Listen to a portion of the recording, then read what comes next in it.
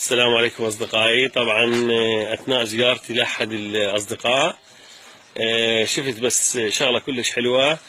هي عبارة عن شلون نقول صاعودة مال نخل، تصنيع يدوي محلي، عبارة عن قطعتين. الأولى مثل ما تشوفون يوقف عليها. شو شوفني أبو حيدر؟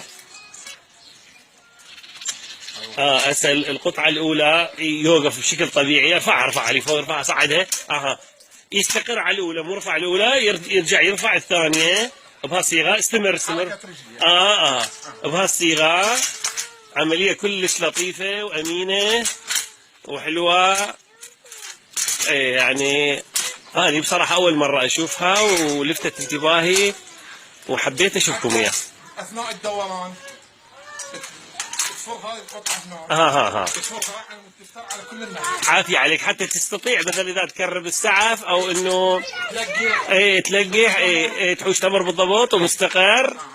على أي شيء وأمينة، تقدر تقعد وتشيل رجليك، تقدر توقف. وما تحتاج بس مهارة، يعني بس تعلوم أو لا. انزل والله أبو حيدر خي. نفس العملية العكس هسه.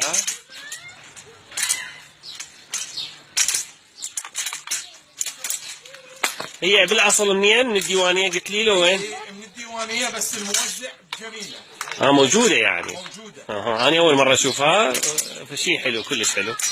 تحياتي والله يحفظكم، تسلمون، مشكور عين ابو حيدر.